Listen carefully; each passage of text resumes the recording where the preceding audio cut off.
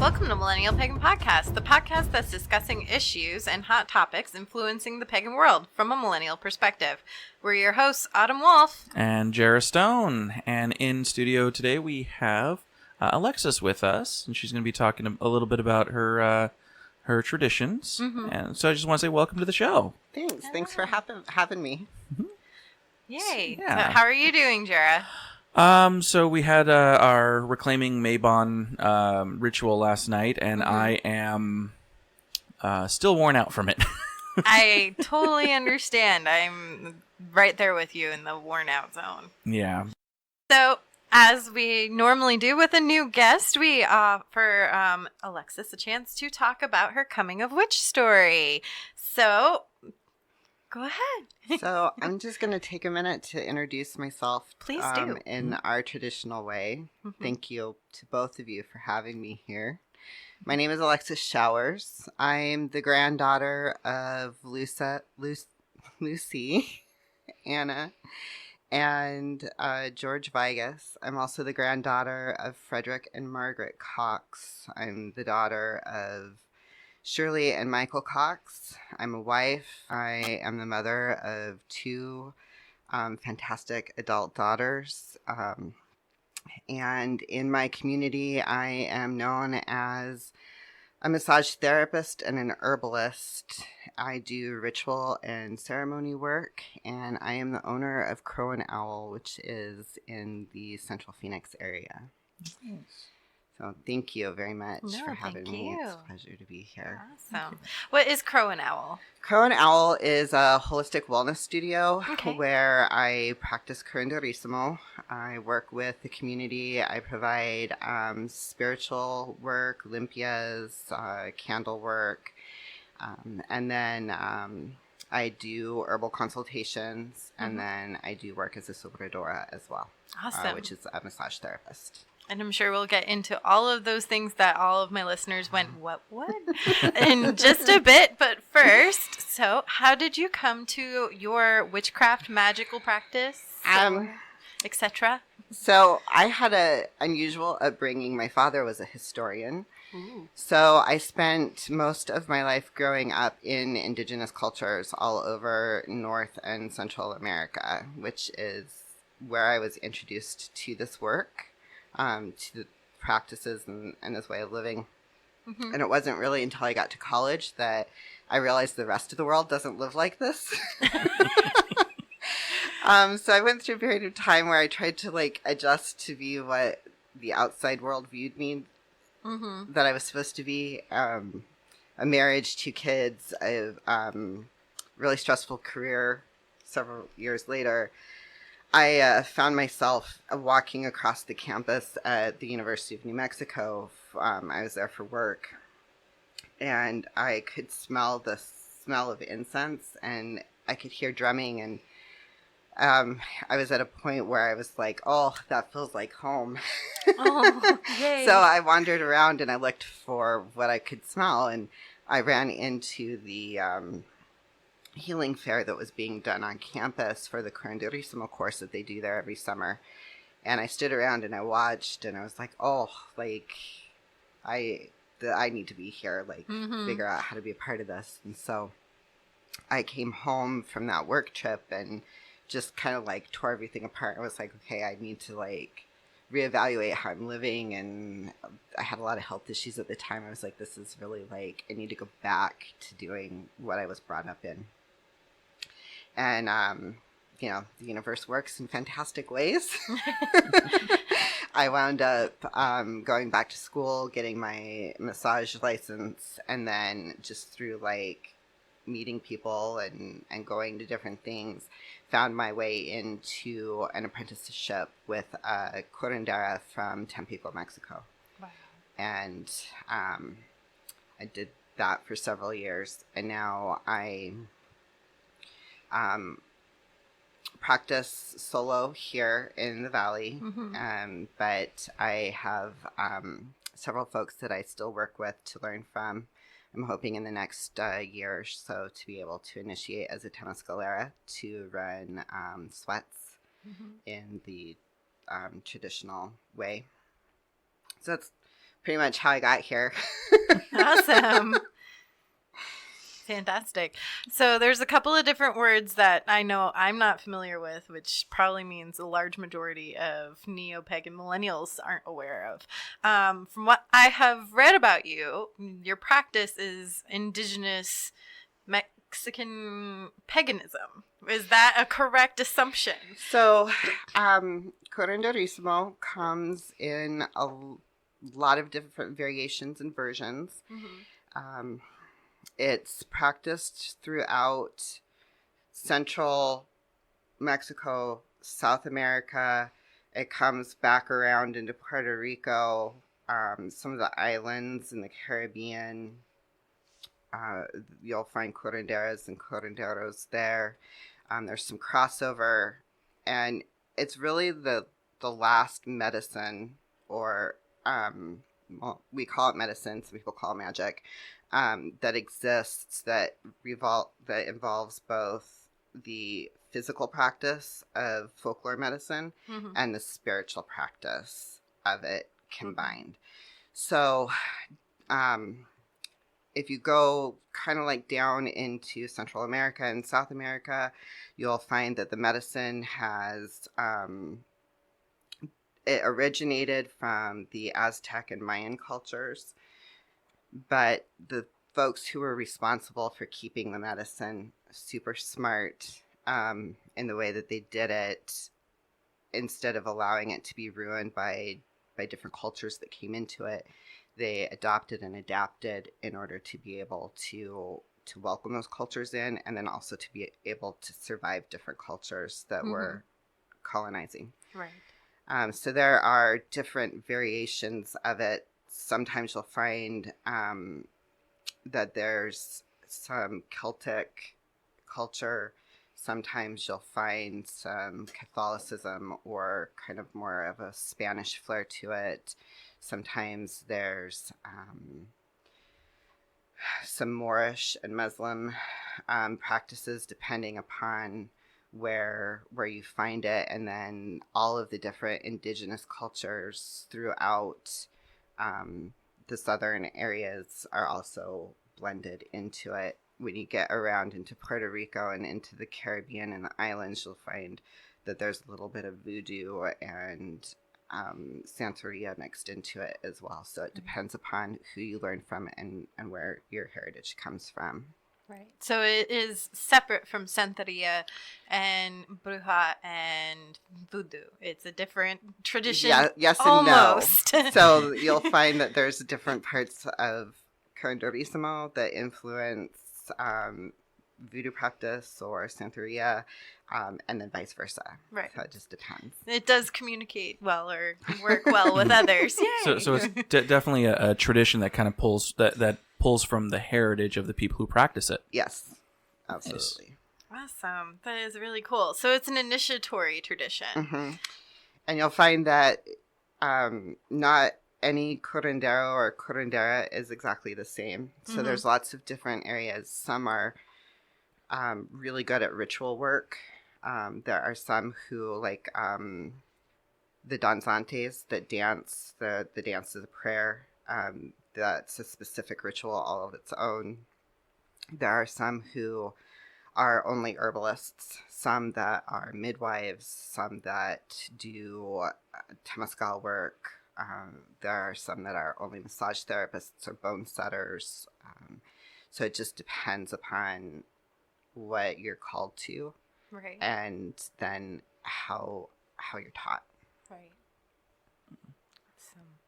And I'm not going to try to pronounce it because I know I won't pronounce it properly. But that the word that you're using is the word that is the practitioner. Yes. Okay. So the overall arching medicine is curanderismo, and then women who practice it are curanderas, and the men who practice are curanderos. Is there any magic that only one specific gender can, or medicine that only one specific gender can do that the other cannot? Aside from like the midwifery work, Right. not really. There's each gender has a role depending upon what it is. You'll find some folks kind of lean more towards one direction or the other. Like a lot of bone setters are generally men. So do now, being that it is such a rich history, it sounds like it's more in the Hispanic tradition. Or do you find that there's more of a influx of non-Hispanics actually practicing, or do you think that it's something that should be kept to the Hispanic culture and tradition? Sure. It's a super good question. So it has always been a verbal tradition that was handed from family member to family member. I have been adopted into the Tezcatlipoca Red Clan. And in 1989, the elders of that particular clan came together and realized that there were not a lot of people wanting to learn. And so they opened it up for the rite of adoption to happen, to be able to come into the medicine. I think that there is a great deal of misunderstanding and some misappropriation that does happen between cultures, which is why when I talk and I teach, I stress the fact that I have a huge appreciation for the medicine. It's important to have that. And while we all carry some type of magic or medicine within us, this is the medicine from the land that I was born in, I was raised in. And having come out of the household that I came out of, my father worked really hard to always stress to us that in order to understand people, it's important to be able to use the medicine from the area, the food from the area that we live in order to be able to be a part of the understanding, to build bridges. Definitely a very, very localized practice. Yeah. So how long have you been practicing? Aside from my gap there between college and my coming back around, this has always been something that I have practiced somewhat in some manner of living. I've been an herbalist for almost 26 years. I've been a massage therapist for almost 13. But in and out of life, I've probably been practicing this particular type of medicine for 25 years. Is there any deities or spirits that are influencing your practice? So I do a lot of ancestral work. Upon my adoption into this work, I do in the medicine world what's considered a lot of northern work. I do work as a death doula, so I'm drawn towards the work of Tezcatlipoca and the smoking mirror, and being able to work with reflection and help people do mirror work, or they're able to release what they don't need to be able to walk their path, fulfill their purpose. In your time practicing, has there ever been like a certain call other than being a death doula? Do you think that kind of you've dabbled in, or you've kind of gone into and just seen that it maybe wasn't for you at the time? I'm gonna say probably not, because as I learn more, as I mature in the work that I do, I really work hard to listen to my intuition of where I'm drawn. And so then I spend my time doing that. I've learned over the years to really pay attention to my intuition and the promptings I get. I do a lot of ancestral work. So when they say go this way, I go that way. Okay. Do you do in your magic practice, do you do different types of rituals and things like that? Sure, yeah. So we use the medicine wheel, it's seasonal, the cardinal 4 directions, And so when we hit, the equinox and the solstices, there's ritual, and I'm gonna say pretty much like I'm lucky because of what I do that I'm able to basically do ritual 24 hours a day. I want to get there. When I get up, we always have candles going in the house. Mm-hmm. I spend a lot of time doing prayer work, and then my studio is open Tuesdays through Saturdays, and generally we're pretty busy. So I just, my whole day is my work.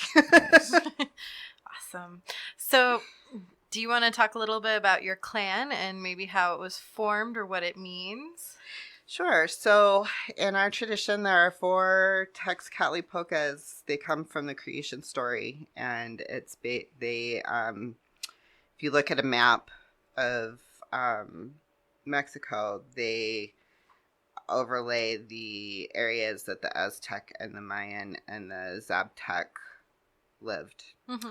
And so that's what forms the clans. And the Tezcatlipoca Red Clan is for the north area.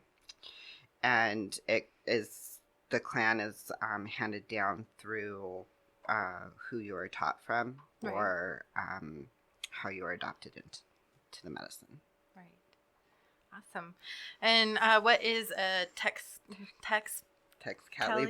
I got it. Hey, with a little help. So Tezcatlipoca is one of the deities or gods. Some people refer to them as energy. So he's the deity for the north. Quetzalcoatl is the deity of the east. Huitzilopochtli, which is the blue hummingbird, is the deity of the south. And Coyoshaki is the deity for the west. And when we do work for ourselves or for others, these deities are actually a reflection of parts of our personality that live within us. So Tezcatlipoca represents the smoky mirror or the obsidian mirror. We use a lot of obsidian in this medicine. And it's all about reflection for us, like what we're afraid of, parts of our personality that we may not want to look at. And then it goes further into being able to do dream planting work or scrying type of work. Your listeners might be more familiar with. Yeah, scrying. I am, at least. What you mean. Do you know the other aspects that the other 3 deities represent? Sure. So Quetzalcoatl represents the movement of our breath. Very similar to like the Shakti energy in the Ayurvedic or yogic tradition. If you look at him, he's a serpent, and it's also representative of our spine. Oh. Right? So a lot of the drawings that you see traditionally, he looks like a dragon, kind of, but it's actually our breath and then our spine, our nervous system. Nice. Right.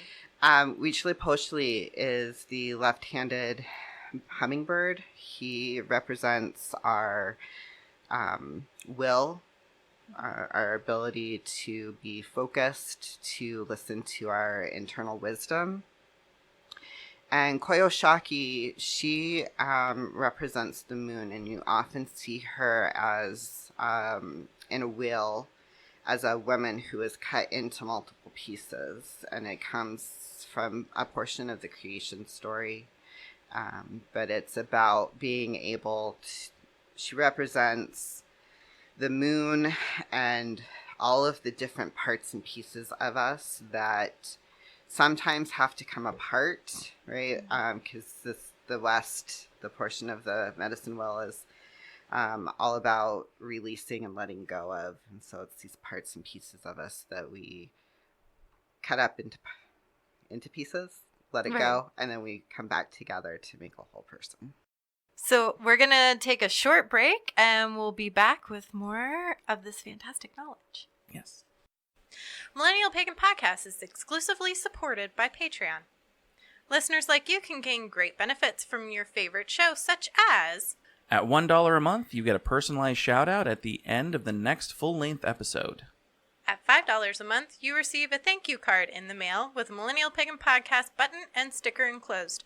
Additionally, $5 a month supporters have access to our monthly 30-minute minisodes.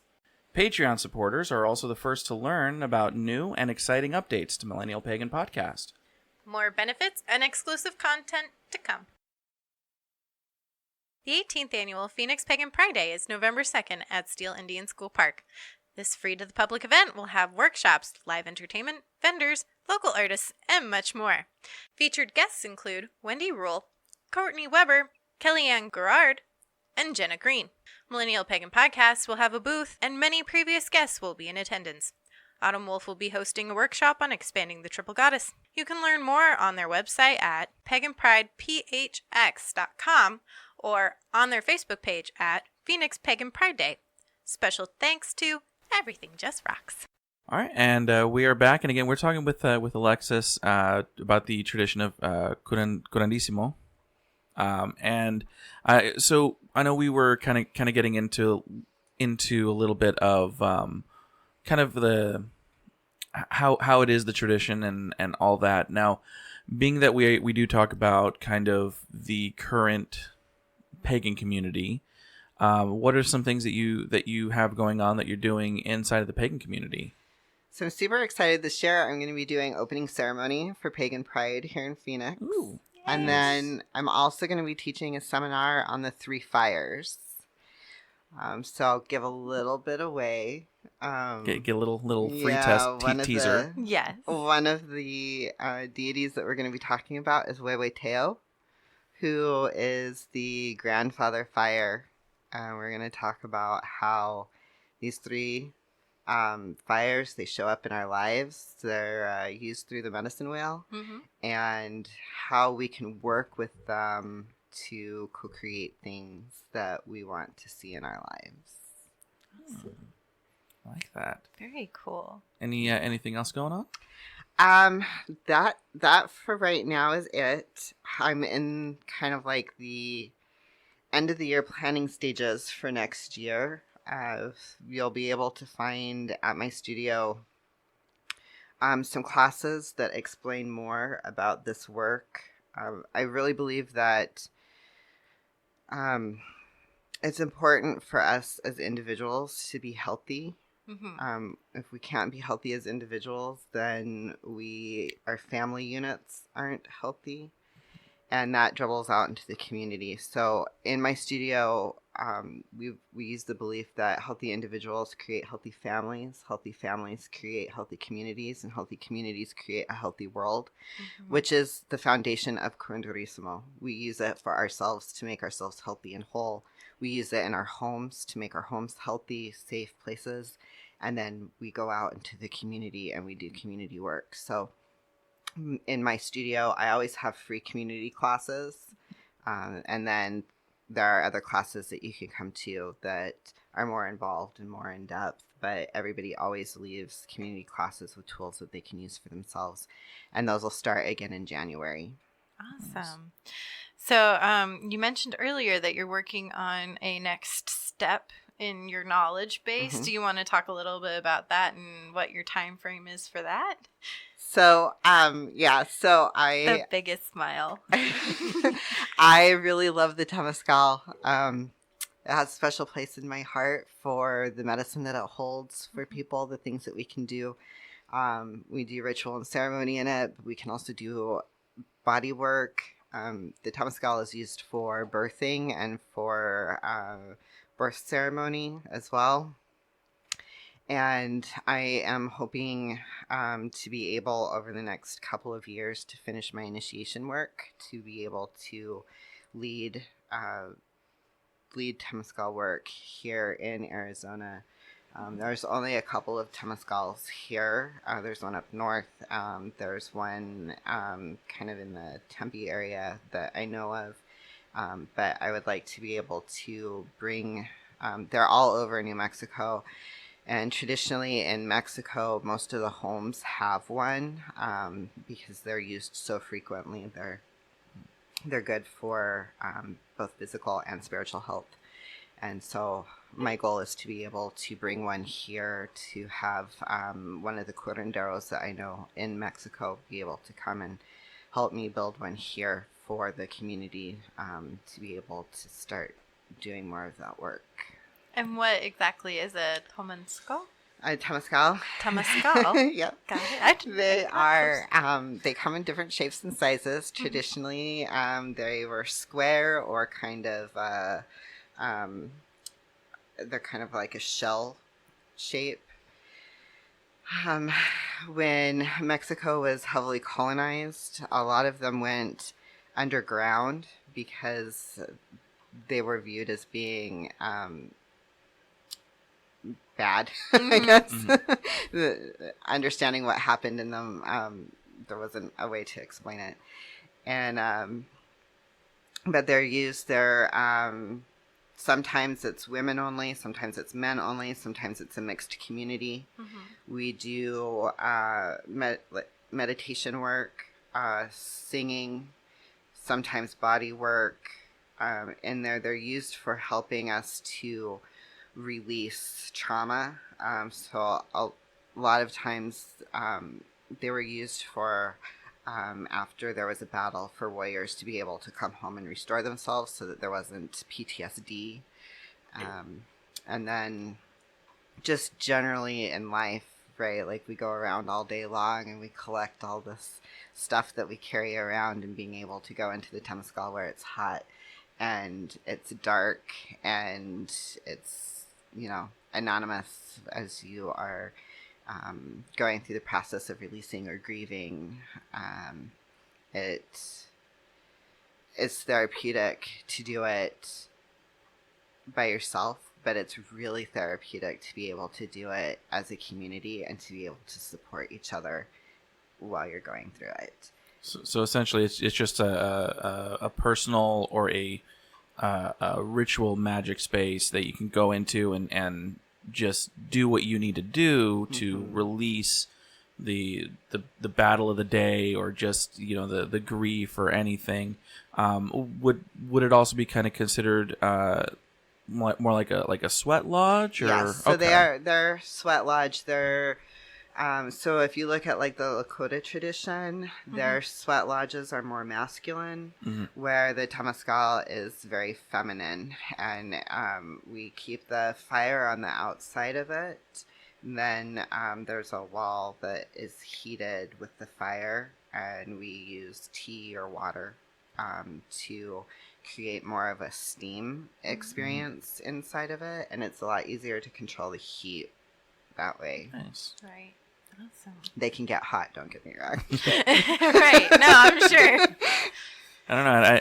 I mean, I don't even think you would need a fire out here in Arizona. Just put some metal paneling on one wall. You'll be fine. No. I've done a couple in New Mexico during the summer, and it was toasty. Yeah. Goodness. That's probably a very interesting experience. It is, because I have my family in Mexico. Actually, they span actually all the way back to Mayan tradition. So I've done a little bit of study, kind of just going back. And Temescal is actually something that I've always actually been interested in taking part in an experience. And I'm glad that, you know, we know somebody now who's trying to bring one. Yay. So I think that would be a very very interesting thing to do, especially, you know, once it gets dedicated and all that. Right. Yeah. Awesome. And so how do our listeners find out more and learn on their own, or figure out who they can go find to be initiated? So you can learn more about Curanderismo with me at my studio. Crow and Owl. You can find me on the internet at mycrowandowl.com, Facebook, Crow and Owl, or on Instagram, mycrowandowl. There's several really fantastic curanderas here in the valley. There's one at South Mountain, Patricia Federico. And then if you are into decolonized food or learning about food as medicine, Felicia Ruiz, she's on Instagram. She goes by The Kitchen Curandera. She's an excellent teacher. If you like reading, I would suggest there are 2 books that are out by Erica Buenaflor. She's a curandera in the LA area. The first one that she wrote was Cleansing Rites of Curanderismo. So that's going to teach about limpia work and herbs for cleansing your home and your workspace. It's also going to give you the history of cleansing rites and why we use them. And then her second book is all about soul retrieval. So a lot of the medicine is based on the fact that when certain things happen to us throughout our life, our soul sometimes will split into small pieces. Sometimes it's just kind of like, like, say there's a car accident. A portion of you is like, nope, done, out of here, I'll come back when it's safe. This portion of the soul splits. But then there's other parts of life where, like, there's really serious, deep trauma, and parts of the soul shatter and they just go. And part of the work as a curandera is to work within the different dimensions of life, different planes of spirituality, and we go out and we find those parts of the soul, and then we negotiate their coming back for the person that we're working with. And so that is what her second book is about, is the history and some of the work that we do behind that. Nice. So that sounds like a lot of heavy work. Do you have any words of wisdom to any of our listeners who are now interested? Yeah, so if you're interested, really do your research on who's teaching you, where their medicine comes from, what their lineage is.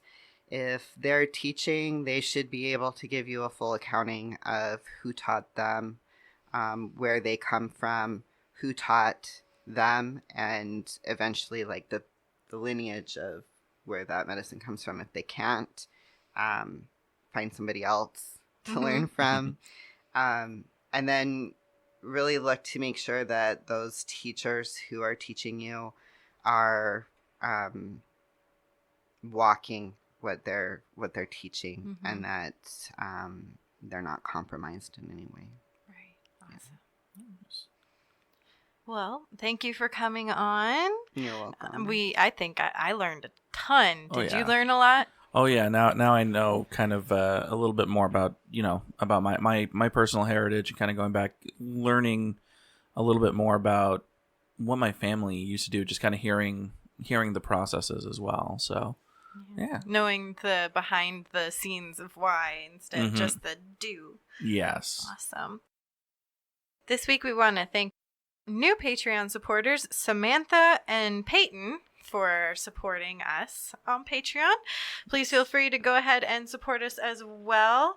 I'm sure you heard all about the great benefits of supporting us during our break. You can find Millennial Pagan Podcast on Facebook, Twitter, Instagram, and you can email us at millennialpaganpod@gmail.com. Jera, where can they find you on the interwebs? Of course, you can find me on my Twitter at Jera Stone, and of course on my Instagram page, Haggard_cosplay, which just reached 500 followers. Woo! Yes. And you can find me, of course, on Facebook and Twitter under Autumn Wolf, and you can find me on WordPress at Iron Wolf Circle. I did recently just publish something. I saw that. Oh, thank you. I haven't read it yet, but it's in my queue. You noticed it. That's all that matters. So, from all of us here at Millennial Pagan Podcast, merry meet, merry part, and merry meet again.